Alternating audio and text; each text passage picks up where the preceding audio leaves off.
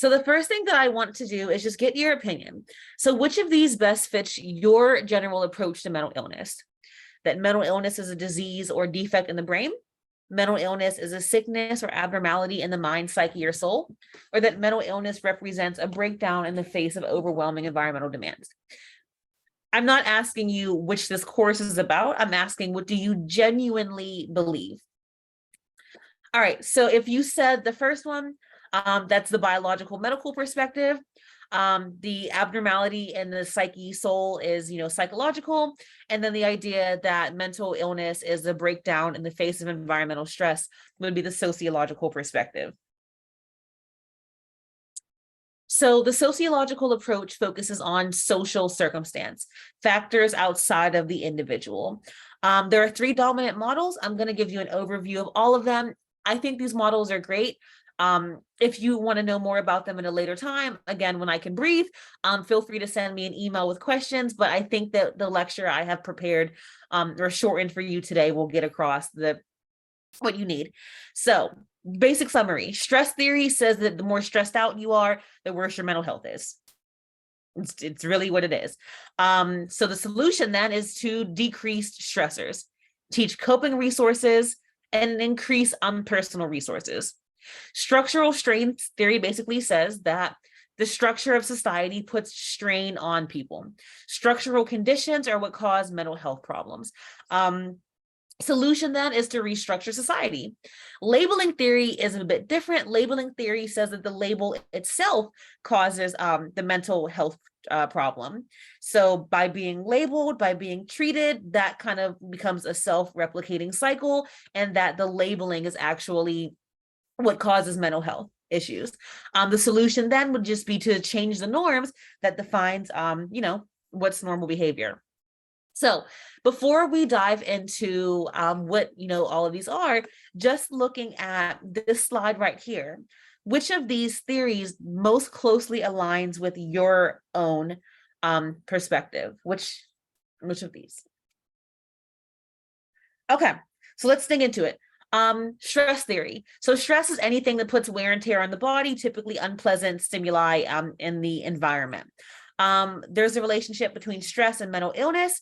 So the more stressed out you are, typically the worse your mental health is. That makes sense, right? Your mental health is probably, generally speaking, worse during finals week than syllabus week, right?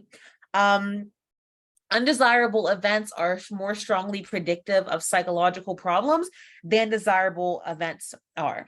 And so severe life events are just negative events that most people would agree are serious long-term threats. Chronic strains are environmental demands that require repeated adjustments in behavior. And so ongoing difficulties or chronic strains were almost as important as severe negative events in predicting depression. So for example, if you live in overcrowded conditions, if your family argues a lot, not having enough money, these are both examples, or this is a chronic strain, and also undesirable events, severe events. And so these typically go together. So about 90% of women who report having depression experience both negative severe events and also chronic strain. And again, if you have chronic strains of never having enough money, well, that can make it more likely for you to be negatively affected by the environment. So, losing a job or being in an accident, for example, and the increase of the chances of that can be increased if you also, don't have enough money or resources. Stress theory is big on coping. The way to, the solution for stress theory is, again, get rid of the stressor and to teach coping mechanisms. There is a relationship between stressors and problems, but it's not necessarily strong. The p-value is about 0.3. And the thing is, many people who experience stressors don't become disturbed, while other people who experience few stressors do. And so that's what stress theory doesn't explain. It makes sense that the more stressed you are, the worse your mental health is.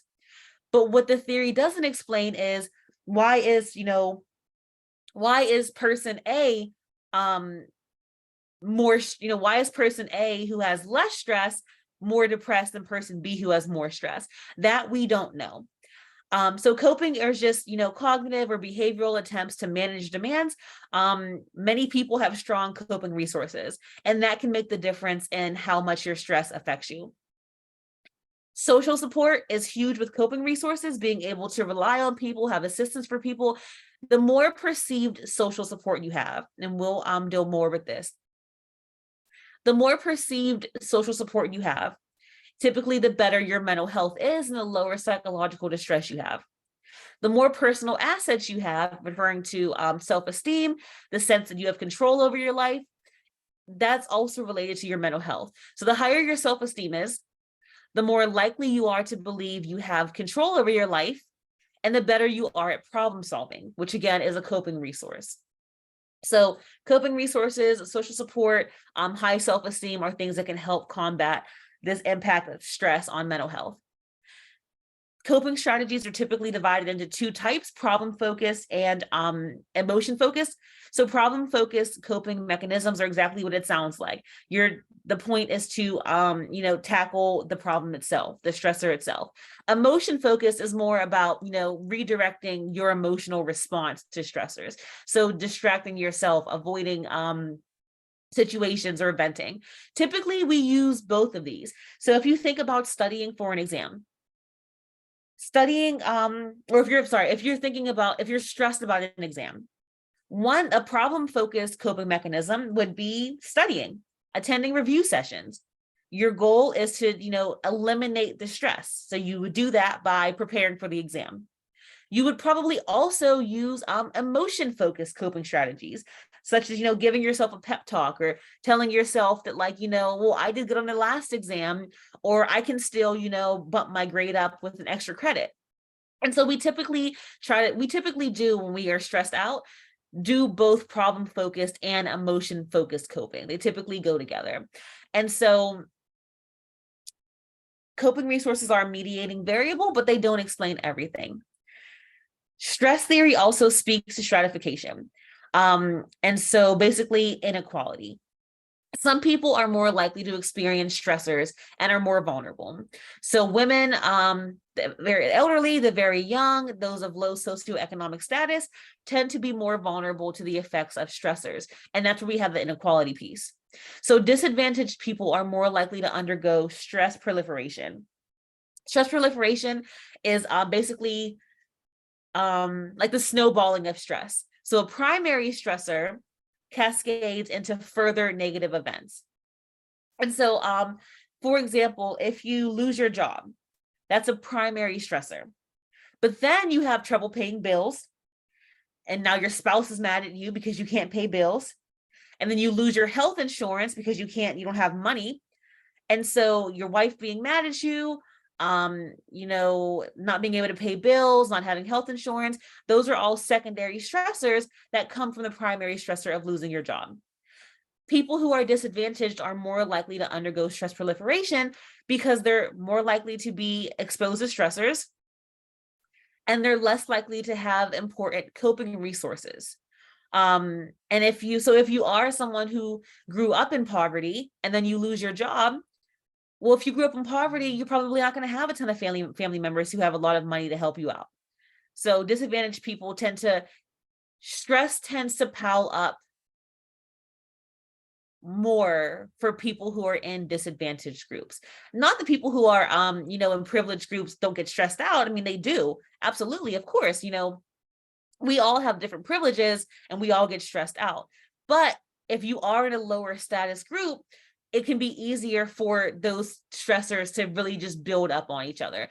People say it's expensive being poor. It's that kind of idea. So the summary of stress theory. What works about it is that it focuses on the social aspect over the biological.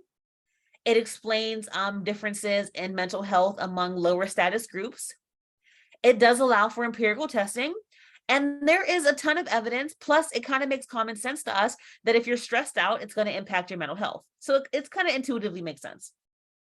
Some limitations: it doesn't explain why stressed person A is mentally ill and why stressed person B is not. It doesn't really explain individual differences, but it's good for group differences. It doesn't have specific outcomes. it's not specific with outcome. So it doesn't explain individual difference. It also doesn't apply equally to all types of mental disorders. And so it's easier to think about stress theory and, depression or anxiety. It's harder to link stress theory to psychosis and, schizophrenia, for example. The takeaway from stress theory is that if we want to decrease mental illness, one way could be to decrease stressors, increase coping mechanisms, and bolster resources. All right, structural strain. Again, the idea that the structure of society can cause strain. This is an umbrella term. So structural strain in itself, it's an umbrella category for a bunch of different sociological theories that talk about structural inequality. Mental illness is an adaptive response to trying to navigate basically not measuring up to cultural values. And so if we think about Merton's anomie, which is different than Durkheim's anomie, so don't get them confused, and you won't, because we're not going to really deal with them beyond this slide too much. But just in case you are like, Soc nerd, and you're like, hey, I know anomie from Durkheim. It's a different anomie, I know. But Merton's anomie is that there's a gap between cultural goals and structural means to meet those goals. So think about the American dream. The American dream, American culture emphasizes wealth as success, and the idea that if you just work hard enough, then you can be wealthy, then you can be whatever you want. In reality, that's just not true.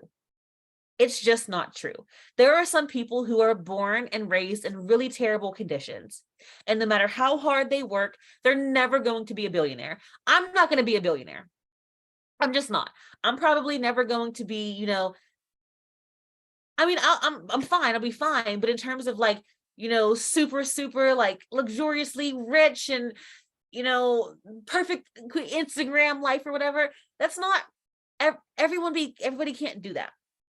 And so what happens then, according to Merton, is that impacts your mental health because society is structured in a way that you're taught that if you just work hard, you can achieve this dream.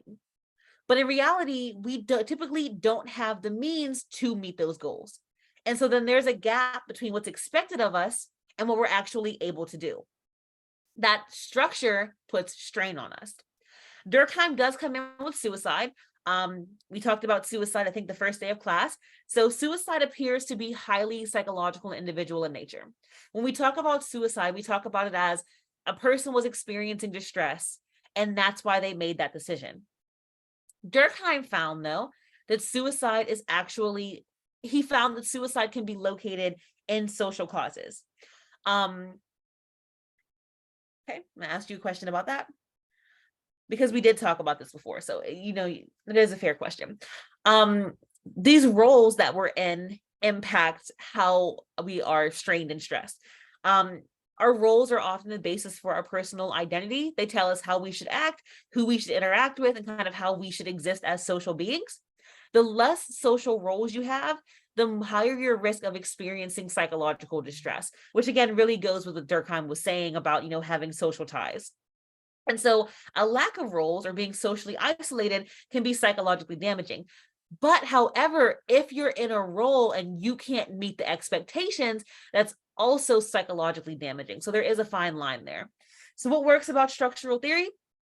It acknowledges that mental illness isn't just random. There are structural constraints that impact us. Society itself plays a role in mental illness. It's not just the individual. So what we struggle with structural strain theories is that it relies on stress theory, so it can't stand alone, and it doesn't necessarily elaborate on how these broader structures actualize in the lives of specific individuals. The takeaway, though, what we can learn from this is to intervene to help individuals en masse. We have to also acknowledge the way that society, the structure of society, impacts the individual. So that's helpful. We have to go beyond the individual. We have to go beyond the individual and look at, society as a whole. So combating racial segregation, bolstering access to college, buffering spikes in unemployment. All right, this is the last one we're going to talk about. Labeling theory basically says that if you are labeled as a deviant, you will, and when I say deviant, I just mean like violating social norms. So for example, I'm going to use the example in a second about like being queer. I'm not saying that queer people are deviant, but in the sense that deviance is just violating social norms, it's still, we live in a heteronormative society. And so homosexuality, bisexuality, being poly, all of these, which are more accepted now, are still technically acts of deviance because they do go against social norms. So the idea here is that once you're labeled as deviant, you begin to act deviant, and then you kind of, reproduce that deviance. And so this can then lead to a gravitation to a deviant subculture. So the example about being queer, once I came out as queer, I then, well, once I came out and I was outed. Either way, once I had the deviant label, I started going to the LGBT centers and taking classes on sexuality and wearing pride pins and wearing rainbows. And so it's that kind of idea that like once you have that deviant identity, you kind of lean into it and then reproduce that deviance. What's interesting about labeling theory, and we'll deal with this later in the semester, I love labeling theory. It's great fun. There are issues with it and we'll talk about them, but I think it's a fun theory. So the thing with labeling theory is that we all commit acts of primary deviance. We all do things that violate social norms. And so if you scream at somebody, that's violating social norms. You're not supposed to scream at people. We all do acts of primary deviance, like literally every single day, we all do. However, only some people are labeled as not sexually deviant, as socially deviant. And so I talked to you briefly, and we'll talk more about it, I believe next week or the following week, that Black boys are disproportionately diagnosed with oppositional defiant disorder. And so an example is that kids are going to be annoying. Kids are going to throw things and break things and act out. All kids will do this. All children will commit acts of primary deviance. However, only some of them will be labeled as bad, as needing to be corrected. You're more likely to be labeled as deviant if your norm violations are frequent, severe, or highly visible, but also if you are in the lower status group. So again, a white child and a Black child who are both equally annoying, the Black child will be more likely to be diagnosed. Whereas the white child, it might be something like, well, he's just having a bad day. He's just cranky. He didn't get his nap. But the Black child might not be given that same flexibility or benefit of the doubt. Once you are labeled, you then begin to get treated differently. And so think about it like you find out that somebody has like a drinking problem. And once you find out they have a drinking problem, now you think back to that one time when they were acting a little silly at the bar or at the club or whatever. And now it's like, oh, of course they were acting silly because they're a drunk. And so it's that kind of thing where, excuse me, once somebody has a label, not only do they see themselves through that label, but other people start to explain past behavior through that label as well. Even to the point that they might remember false memories because it fits the new narrative. People who are labeled as deviant can begin to identify with the quote unquote mental patient rule. And so seeing yourself as a mentally ill person, internalizing your identity, and expecting yourself to be ill and expecting yourself to exhibit symptoms. And so if a person finds out that they have borderline personality disorder, they might go to a support group online or a forum, whether it's like, Facebook or Quora, whatever it is, Reddit, whatever. And so you can go look, you'll see posts on borderline pages that say something like, does anybody else get so mad at their boyfriend? I'm so borderline. Like that, that kind of headline. Everybody gets mad at their boyfriend. Everybody. But once you have that label of borderline, which is characterized by unstable relationships, emotional reactivity, you might start thinking, oh, I'm only mad at my boyfriend because I'm borderline. I'm only this upset because I'm borderline. Versus if you weren't diagnosed as borderline, you would think you're just annoyed with your boyfriend because he's annoying. And so once you get that label, you then begin to see your own behaviors through that label, even if they're not necessarily related. And again, as I mentioned earlier, once you are labeled as deviant, you can then begin to exhibit secondary deviance. And so, like I said, once, the primary act of me coming out as queer, being outed as queer, once that happened, well, whatever, wearing pride pins, going to queer conferences, because I identified with, again, not mental patient. Obviously, I'm not saying that being queer is a mental disorder, but in terms of like relating this to social deviance, once I had the primary deviance of coming out as queer, I then began to commit more acts of deviance by becoming part of this deviant subculture. And we can compare that to mental health, because once you commit, the primary act and you're labeled, you can then continue, even explaining away your behavior, making excuses for your behavior. There are people who get diagnosed with borderline personality disorder and they act worse because now it's justified, for example. All right, we'll deal with this later in the semester as well. I love this. You will be tested on this. I'm telling you right now, because I love it. I love this. So what happens is, and I said this before, we all commit acts of primary deviance. So here we have here. However, only some of us are labeled.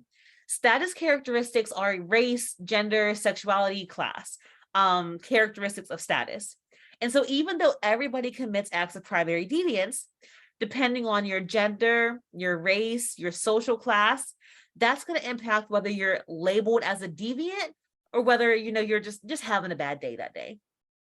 Once you're labeled as deviant, you might isolate, you might lean into a deviant subculture.